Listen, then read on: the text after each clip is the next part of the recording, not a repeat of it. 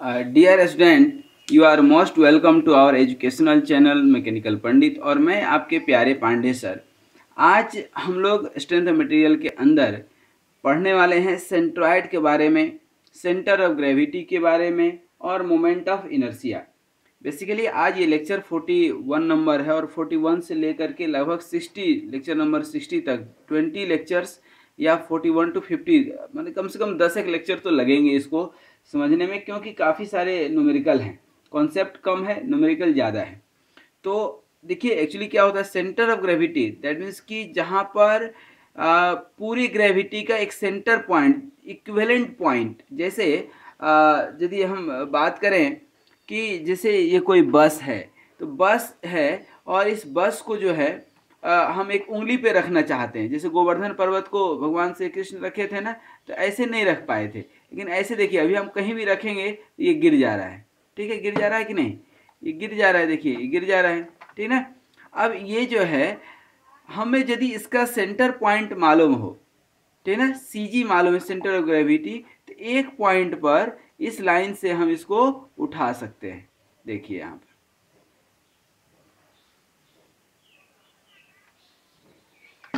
ठीक है, देख रहे हैं उठ गया। एक उंगली पर ये कैसे उठ गया, क्योंकि इसका सेंटर ऑफ ग्रेविटी हमें मालूम चल गया। ठीक है, तो क्या होता है कि हम लोग किसी भी ऑब्जेक्ट का देखते हैं तो उसका एक सेंटर पॉइंट होता है। जैसे ह्यूमन बींग का भी एक सेंटर पॉइंट होता है, दैट इज कॉल्ड नाभि। ठीक है, तो उसी तरह से हम निकालते हैं सेंटर ऑफ ग्रेविटी। और सेंटर ऑफ ग्रेविटी के पहले हम थोड़ा सा समझे centre of mass. Centre of mass, तो सेंटर ऑफ मास है क्या, बेसिकली कोई भी ऑब्जेक्ट है, ठीक ना, तो इस होल ऑब्जेक्ट का कोई एक पॉइंट जहां पर पूरा का पूरा मास कंसंट्रेटेड है, that is called centre point या इक्विवेलेंट पॉइंट बोलते हैं उसको। तो हम लोग निकालते कैसे हैं, तो हमेशा रेफरेंस एक्सिस लेते हैं जो हम लोग एक्स वाई बचपन से लेते आए हैं, ठीक है ना। ये 0 0 आपका रेफरेंस पॉइंट हुआ। ठीक है, अब यहाँ पर क्या करते हैं, ये इक्विवेलेंट पॉइंट हुआ, तो हम मान करके चलते हैं इसका जो टोटल मास है वो यहाँ पर कंसंट्रेटेड है और इसकी डिस्टेंस y से कितने दूरी पे है, x पे, और x से कितने दूरी पे है, ऊपर कितना है, y है। अब हम क्या करते हैं, इसको छोटे छोटे मास में डिवाइड कर देते हैं, 1 2 3 4 5 6 अनंत इन्फिनाइट नंबर ऑफ मास में जितना दिया रहेगा उसमें कन्वर्ट कर सकते हैं। ये क्या हो गया, m1 m2 m3 m4 m5 etc। ठीक है, और यहाँ से डिस्टेंस कितना हो जाएगा y से, ये डिस्टेंस हो गया x1 और इधर कितना हो गया आपका y1। ठीक है, इधर से ये कितना हो गया आपका x2 और ये कितना हो गया y2। फिर इधर से आपका ये क्या हो गया x3 और y3। उसी तरह इधर से x4, ये x7 मान लीजिए m7 है, तो x7 इधर से y7। अब इनका हम निकालते हैं क्या, सेंटर ऑफ मास निकाल रहे हैं। ध्यान दीजिएगा, क्या निकाल रहे हैं, centre of mass. Centre of mass कैसे निकालेंगे, सेंटर ऑफ मास। तो अब यहाँ पर दो पोजीशन है, किसी भी पॉइंट का पोजीशन लेना है किसी भी मास का, तो कहाँ से लेंगे, एक एक्स एक्सिस से और एक वाई एक्सिस से। मतलब यहाँ यदि हमें पहुँचना है तो यहाँ से यहाँ पहले चलेंगे एक्स डायरेक्शन में, ठीक है, और फिर यहाँ से मतलब यहाँ पहुँचना है तो यहाँ से पहले वाई ऊपर फिर एक्स आगे, या इधर से जाना है तो पहले इधर एक्स फिर इधर वाई ऊपर। ठीक है, तो हम मान लेते हैं कि मान लीजिए यहाँ पर टोटल मास कंसंट्रेटेड है, तो टोटल मास कितना हो जाएगा, m1 plus m2 plus and so on total, और इनटू डिस्टेंस कितना मान लेते हैं x बार, अबाउट किसके निकाल रहे हैं, about y axis, about y axis. y axis के अबाउट क्या है, x distance, x bar equal to क्या हो जाएगा, m1 x1 plus m2 x2 plus m3 x3 and so on, हो जाएगा कि नहीं। और यहाँ पर यदि हम x बार निकालेंगे, क्या निकालेंगे, x बार यदि आप निकालेंगे तो यही क्या हो जाएगा, m1 x1 plus m2 x2 plus and so on चलते जाएगा, और यहाँ पर टोटल मास हो जाएगा कि नहीं। उसी तरह से अबाउट x एक्सिस यदि निकालेंगे आप, अबाउट x एक्सिस, क्या, अबाउट x एक्सिस ठीक है ना। अबाउट एक्स एक्सिस निकालेंगे तो अबाउट एक्स एक्सिस कितने डिस्टेंस पे है, वाई डिस्टेंस पे। तो क्या हो जाएगा, इधर total mass m1 plus m2 plus and so on जितना है सभी कहाँ पे कंसंट्रेटेड है, एट ए डिस्टेंस y पर। अब हम इसको x बार और y बार मान लेते हैं। इक्वल टू क्या हो जाएगा, m1 y1 plus m2 y2 plus and so on अपन क्या हो गया, m1 plus m2 plus m3 and so on. आ रही बात समझ में। ये क्या है अभी, सेंटर ऑफ मास, ठीक है।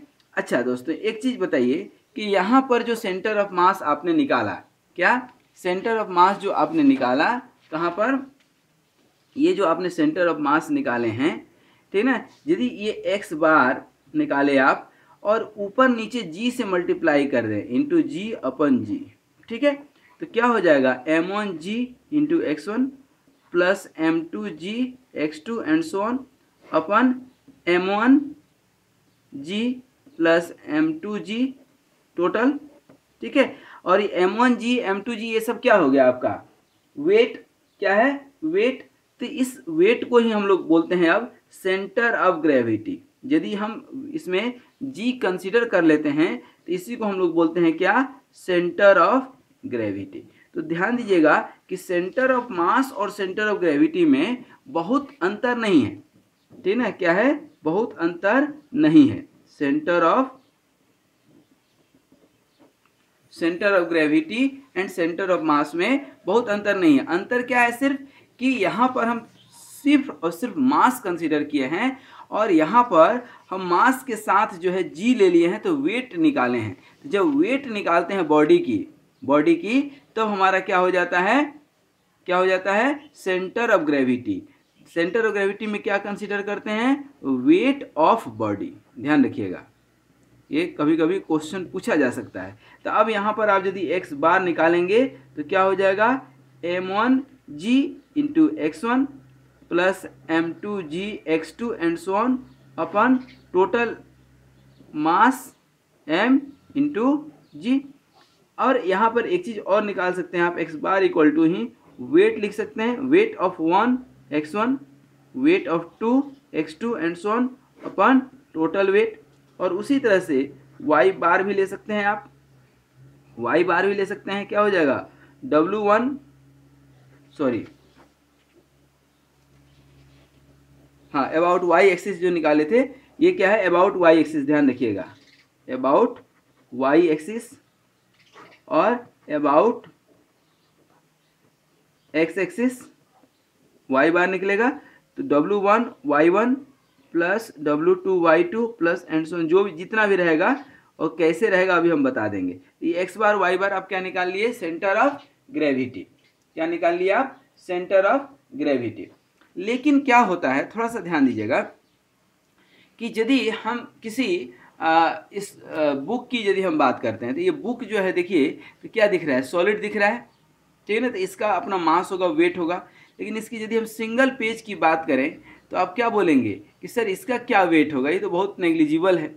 तो क्यों होगा, क्योंकि कोई भी ऑब्जेक्ट है तो इसमें क्या है आपका, कुछ लेंथ है, कुछ विड्थ है और कुछ थिकनेस है कि नहीं। तो ये क्या हो गया आपका, थिकनेस है। तो यहाँ पर आपका जो है लेंथ विड्थ और इसको ब्रीथ मान लीजिए। तो लेंथ विड्थ ब्रीथ है, इसका मतलब 3 डायमेंशनल है, वेट होगा, मास होगा। लेकिन यदि आप मास को याद करें तो क्या होता है, मास क्या होता है, वॉल्यूम इंटू डेंसिटी होता है कि नहीं। और वॉल्यूम क्या होता है, area into length into density. अच्छा डेंसिटी तो प्रॉपर्टीज ऑफ मटेरियल है तो कोई दिक्कत नहीं, ये तो रहेगा ही। यहाँ पर एरिया इंटू लेंथ, अब लेंथ या जो है कह लें कि इग्नोरेबल हो तो क्या बचेगा, सिर्फ हमारा एरिया, ठीक है। यदि सिर्फ एरिया बचा, लेंथ हम इग्नोर कर देते हैं, इक्विवेलेंट टू 0 ले लेते हैं, तो वॉल्यूम 0 हो गया, मास 0 हो गया, मास नहीं कंसीडर करेंगे, क्या करेंगे एरिया। इसका मतलब क्या हो गया, वो प्लेन हो गया। क्या हुआ, प्लेन। तो अब प्लेन अभी तक कितना सारा आप पढ़े हैं, rectangular plane, circular plane, T section plane, pentagonal plane, hexagonal plane, benzene, बचपन में आप पढ़े होंगे। तो ये सब जो है क्या है, प्लेन है। इसमें सिर्फ और सिर्फ क्या होता है, एरिया होता है, ठीक है ना। तो अब एरिया होता है, तो अब एरिया के लिए मास वाला ये फार्मूला तो रख नहीं सकते हैं, तो क्या निकालते हैं, अब निकालते हैं इसके लिए सेंट्रॉयड। ये ध्यान रखिएगा, भले हम लोग बोलते हैं स्ट्रेंथ ऑफ मटेरियल में centre of gravity, but application किसका है सबसे ज़्यादा, सेंट्रॉयड का। कैसे होता है, ध्यान दीजिए, कोई भी ऑब्जेक्ट है, ठीक ना, एक्स एक्सिस और वाई एक्सिस, ये reference axis, lower left corner, ये लोअर लेफ्ट कॉर्नर, इसी को हम लोग पकड़ते हैं, ध्यान रखिएगा। और यहाँ पर कोई ऑब्जेक्ट है आपका, इसमें सिर्फ एरिया है A1, ये A2, इधर A3 और A4, और यहाँ पर टोटल एरिया मान लेते हैं कंसंट्रेटेड है, ठीक है। इसकी डिस्टेंस कितनी है, इधर से y से x1, इधर से y1, ठीक है। उसी तरह से इसका डिस्टेंस इधर से x2 और इधर से y2, इसका x3 और y3, इसका x4 और y4, और इसका जो है कितना डिस्टेंस हो गया, x बार, और इधर से क्या हो जाएगा, y बार। अब इधर से आप x बार निकालेंगे यदि अबाउट y एक्सिस, क्या, अबाउट y एक्सिस, ध्यान समझिएगा, यदि आप x बार निकालेंगे, ठीक है ना, तो क्या हो जाएगा, A1 x1 plus A2 x2 plus A3 x3 plus A4 x4 अपन क्या हो जाएगा, total area A1 plus A2 plus A3 plus A4। ये तो चार ही स्ट्रिप में हम बांटे हैं, इन्फिनाइट में बांट सकते हैं। x बार क्या हो जाएगा आपका, सिग्मा ए एक्स अपन सिग्मा ए, मतलब कि A1 x1 plus A2 x2 plus A3 x3 अपन टोटल एरिया। सिमिलरली y बार आप निकाल सकते हैं अबाउट x एक्सिस, क्या हो जाएगा, A1 y1 इधर वाला, A1 y1 plus A2 y2 plus A3 y3 plus A4 y4, और अपन total area A1 plus A2 plus A3 plus A4। या इसी को आप शॉर्ट में लिखना चाहें तो क्या लिख सकते हैं, सिग्मा ए वाई अपन सिग्मा ए, टोटल एरिया।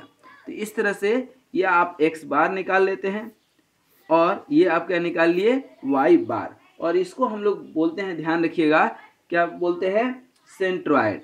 क्या बोलते हैं, सेंट्रॉयड, ठीक है, क्या बोलते हैं, सेंट्रॉयड, ठीक है। अब moment of inertia next class में लेंगे, लेकिन सेंटर ऑफ ग्रेविटी या सेंट्रॉयड या centre of mass I think आप समझ गए हैं। अब कुछ ऑब्जेक्ट के हम निकालें और समझने की कोशिश करें एग्जाम्पल के तहत, क्या होगा। जैसे ये कोई लाइन है आपका या कोई रॉड है, तो इसका सेंटर ऑफ सेंट्रॉयड कहाँ पर होगा, ओब्वियसली मिड पॉइंट पे होगा। तो टोटल लेंथ यदि क्या है आपका L है, तो ये कहाँ होगा, L/2 पे। जैसे ये आपका रेक्टेंगल है, इसका सेंट्रॉयड कहाँ होगा, ठीक है ना, बताएं, ओब्वियसली मिड पॉइंट पे, सिमेट्रिक पे, यहाँ पर। तो यहाँ पर यदि हम इसकी लेंथ जो है क्या है आपकी L है, और ये जो है आपका क्या है, B है, यहाँ क्या हो जाएगा, L/2 और B/2। तो x बार भी क्या हो गया, L/2, और y बार भी क्या हो गया, B/2, ठीक है। जैसे कोई सर्कल है आपका, सर्कल है, ठीक ना, तो इसका कहाँ पर होगा, सेंटर पर। दैट मीन्स कि यदि हम ये लोअर लेफ्ट कॉर्नर पकड़ें, जैसा कि हमने बताया LLC लोअर लेफ्ट कॉर्नर, तो कहाँ पे होगा, इधर से R/2 और इधर से भी सॉरी R और R, ठीक ना। x बार भी क्या हो जाएगा, D/2 यदि डायमीटर लेते हैं, और y बार भी क्या हो जाएगा, D/2, ठीक है। अब इसी तरह से कुछ स्टैंडर्ड फिगर्स के हम लोगों ने सेंटर ऑफ ग्रेविटी निकालने हैं, ठीक है। अब ये हम निकालेंगे बाद में, लेकिन अभी थोड़ा सा समझा देते हैं। जैसे हमने रेक्टेंगल का बता दिया, उसके बाद ये एक्चुअली आप 12th क्लास में भी पढ़े होंगे, तो हम बहुत डिटेल में नहीं जाएंगे, हम डायरेक्ट न्यूमेरिकल पे जाएंगे। क्या, ट्रायंगल है, ठीक है ना, तो ट्रायंगल का एरिया कितना होगा, एरिया कितना होता है, मान लीजिए कि ये B है और ये H है, तो एरिया क्या होता है, हाफ B इंटू H, ध्यान रखिए। और इसका x बार कितना होगा, इधर से मान लीजिए कि ये आपका इधर जो है आपका ये जो है एक्स बार है और ये जो है ऊपर में क्या है वाई बार है। तो एक्स बार आप कितना निकालेंगे, ठीक है ना, बी बाई 3 और वाई बार कितना होगा एच बाई 3, ठीक है ना। अब इस सर्किल का आप देखे थे, यदि सेमी सर्किल की बात करें, ठीक है ना, तो सेमी सर्किल में ये क्या है, यहाँ पर सिमेट्रिक है। एक चीज बहुत इंपॉर्टेंट है जो अभी हम बताएंगे आपको, सिमेट्री एंड अनसिमेट्री। ये देखिए यहाँ पर, ठीक है ना, दो चीज सबसे इंपॉर्टेंट है। सबसे पहला चीज क्या है आपका कि कोई भी ऑब्जेक्ट हो, कोई भी ऑब्जेक्ट हो, ये आप देखिए कि सिमेट्रिक है कि नहीं, सिमेट्रिक है या अनसिमेट्रिक है, अनसिमेट्रिक है, सिमेट्रिक है या अनसिमेट्रिक है। और दूसरा चीज है रेफरेंस एक्सिस, ठीक है ना। रेफरेंस एक्सिस क्या हो सकता है कि एक्स एक्स हो सकता है, वाई वाई हो सकता है, सेंटर ऑफ ग्रेविटी के अबाउट ही हो सकता है रेफरेंस एक्सिस, ठीक है ना, या बेस के अबाउट हो सकता है, ठीक है ना। These are the option which are available and always you have to find the centre of gravity और सेंट्रॉयड अबाउट एन एक्सिस। किसी न किसी के अबाउट जो है आपको निकालना पड़ेगा, ठीक है। तो यदि हम इसकी बात करें तो यदि हम लोअर लेफ्ट कॉर्नर ले लेते हैं, ठीक है ना, तो इसका एक्स बार कितना होगा बताइए, तो एक्स बार कितना हो जाएगा इधर d/2 डायमीटर का आधा, और वाई बार कितना होगा, ये ऊपर होगा लेकिन कहाँ पर होगा, मान लीजिए कि ये क्या है वाई बार, ठीक है ना, वाई बार। तो वाई बार कितना होगा 2d/3π, याद रखिएगा। इसको अब हम कहीं डेराइव करेंगे, ठीक है ना, लेकिन आज के लिए तो सिर्फ इतना याद रखिए, ठीक है। तो I think it is more than enough. और इसके ऊपर ही अब हम न्यूमेरिकल कुछ बनाएंगे। अब कैसे बनाएंगे, थोड़ा सा एक दो एग्जाम्पल लेते हैं, ठीक है। ये कॉन्सेप्ट जरूर रखिएगा एक्स बार वाई बार, ठीक है। इसी को हम लोग ध्यान दीजिएगा, बाद में हम बताएंगे मोमेंट। मोमेंट ऑफ फोर्स आप पढ़े होंगे तो क्या होता है, फोर्स इंटू डिस्टेंस। तो यहाँ पर एरिया इंटू डिस्टेंस लेंगे तो ये क्या हो जाता है मोमेंट ऑफ एरिया। इसको क्या बोलते हैं, मोमेंट ऑफ एरिया, ठीक है ना। अच्छा, एक बार आप डिस्टेंस लिए, एक बार हमको मन हुआ कि और ले लें, तो क्या हो जाएगा मोमेंट ऑफ एरिया। क्या हो जाएगा मोमेंट ऑफ एरिया, ठीक है। और मोमेंट ऑफ एरिया को ही हम लोग बोलते हैं क्या, second moment of inertia, second moment, इसी को क्या बोलते हैं सेकेंड मोमेंट। और ये क्या हो जाएगा ax², और इसी को हम लोग बोलते हैं मोमेंट ऑफ इनर्शिया, और इसको इंडिकेट करते हैं I से। अगेन, जिस तरह से सेंटर ऑफ ग्रेविटी हमेशा किसी एक्सिस के अबाउट या किसी लाइन के अबाउट निकालते हैं, उसी तरह मोमेंट ऑफ इनर्शिया भी किसी न किसी के अबाउट ही निकालेंगे, ठीक है। और वो कैसे निकालेंगे नेक्स्ट वीडियो में ये सारे डिटेल में देखेंगे। लेकिन सेंट्रॉयड को थोड़ा सा और डिटेल में समझने के लिए थोड़ा सा एक दो एग्जाम्पल लेंगे हम, ठीक ना। अब वो एग्जाम्पल थोड़ा सा समझने की कोशिश कीजिएगा।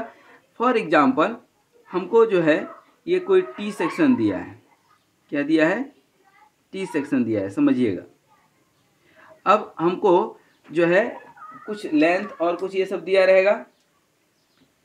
ये मान लीजिए कि आपका क्या है, वैल्यू हम नहीं निकालेंगे, सिर्फ हम जो है आपको कॉन्सेप्ट समझाने की कोशिश कर रहे हैं यहाँ पर, ठीक है। ये मान लीजिए कि 20 है, और तो ये भी क्या होगा जनरली 20 ही रहता है, और ये भी 20 हो गया, और ये लेंथ जो है आपका क्या हो गया 80 हो गया, और ये लेंथ आपका हो गया मान लीजिए 60, ठीक है। तो अब इसका आपको निकालना है X bar and Y bar. क्या बोल रहा है, find X bar and Y bar. आपको क्या करना है, आपको अभी हमने कॉन्सेप्ट बताया कि सबसे पहले देखिए कि सिमेट्री है कि नहीं। तो सिमेट्री तो है, इसके अबाउट ये सिमेट्रिक है तो हम ये ले सकते हैं। नहीं लेना है तो लोअर लेफ्ट कॉर्नर जिंदाबाद, लोअर लेफ्ट कॉर्नर सबसे नीचे और सबसे बाएं, ये देखिए, तो इसको आप ले लीजिए, ठीक है ना, रेफरेंस एक्सिस। अब यहाँ से आप लेंगे तो यहाँ देखिए टी कोई शेप होता नहीं है एक्चुअल में, तो इसको हम डिवाइड करते हैं कैसे, दो पार्ट में। ये देखिए, इसको हम मान लेंगे 1 और इसको मान लेंगे 2, ठीक है। तो सबसे पहले हम दोनों की एरिया निकालते हैं। क्या निकालते हैं? एरिया। तो A1 कितना होगा? A1 ये 20 इंटू 80, 20 इंटू 80, और A2 कितना होगा? A2 कितना होगा? ये 20 इंटू 60, ठीक है, 20 इंटू 60, ठीक है। अब हमको निकालना है क्या? x1, x1। तो अब हमको इस रेक्टेंगल का मालूम है, ठीक है, ध्यान से समझिएगा। तो रेक्टेंगल का क्या होता है? मिड पॉइंट पर अभी हम बताए हैं। तो यहाँ से यहाँ तक कितना हुआ? ये 60 है, 20 बीच में निकल गया तो बचा 40। तो ये कितना हो गया? 20, और ये भी कितना हो गया आपका? 20। तो ये 20 तो ये वाला हो गया, और इसका मिड पॉइंट कहाँ पर है? आधा पे, मतलब +10। तो कितना हो गया? 30। उसी तरह से x2 कितना होगा दोस्त? x2 भी क्या होगा? यही इधर से 20, और इसका हाफ, मतलब 60 का हाफ क्या होगा? 30। y1 क्या होगा बताइए तो? ये y1 मतलब ये इसका डेप्थ कितना है? 80। तो 80 का आधा कितना हो गया? 40। और y2 कितना हो गया बताइए? y2 तो ये तो 80 होगा ही होगा, और ये 20 का आधा 10, तो 80 प्लस 10 मतलब कितना हो गया? 90 हो गया कि नहीं? ठीक है। अब हम क्या निकालना चाहते हैं? x बार निकालना चाहते हैं। तो x बार कैसे निकलेगा? फॉर्मूला आपके पास है A1 x1 plus A2 x2 अपन A1 प्लस A2। निकल जाएगा, यहाँ पर आपका निकल जाएगा। आपको A1 मालूम है, x1 मालूम है, A2 मालूम है, x2 निकल जाएगा। ये आपका आएगा जब आप निकालेंगे तो ये आपका यही 30 निकल करके आ रहा होगा। उसी तरह से y बार निकाल लेंगे। क्या हो जाएगा? A1 y1 plus A2 y2 अपन A1 प्लस A2, ठीक है, A1 प्लस A2, ठीक है। अब इसको आप निकालेंगे तो क्या हो जाएगा? ठीक है ना, फॉर्मूला आपके पास है A1 y1 A2 2। ये आपका कहीं पर ये 67 के आसपास आएगा। आप निकाल करके देखिएगा, ठीक है ना, हो सकता है अलग अलग भी कुछ आ जाए। तो ये हो गया आपका, ये आपका इधर कहीं पर निकलेगा y बार, और ये निकला आपका यहाँ पर इतना x बार। ठीक है, इस तरह से आप निकाल सकते हैं। ठीक है ना। इसी तरह से एक सेक्शन आपको दे रहे हैं, आप खुद निकालिएगा। ये L सेक्शन है। इस L सेक्शन का जो है, मान लीजिए कि हमको क्या निकालना है? सेंट्रोइड निकालना है। तो क्या करेंगे? इसको 1 मान लीजिए, ये 1 हो गया और ये 2 हो गया। अब इस सब का पहले A1 निकालिएगा, और यही लोअर लेफ्ट कॉर्नर लेना है आपको, ठीक है ना, यही 0 0। तो पहले A1 और A2 निकालिए, फिर x1 और x2 निकालिएगा, फिर y1 और y2 निकालिएगा, और फिर x बार निकाल लीजिएगा। A1 x1 plus A2 x2 अपन A1 प्लस A2, फिर y बार निकाल लीजिएगा, निकल जाएगा। ठीक है। तो ये एक हुआ। एक क्वेश्चन और देते हैं, थोड़ा सा बनाइएगा। जैसे होल है कोई, जैसे ये है आपका, ठीक है, तो ये होल है, ठीक है ना। तो ये बहुत आसान है। यदि ऐसा कोई क्वेश्चन आता है तो इसको पूरे को 1 मान लीजिएगा और इसको 2 मान लीजिएगा। तो क्या हो जाएगा? x बार A1 x1 पूरा का है, और माइनस क्या हो जाएगा? A2 x2 अपन A1 माइनस A2।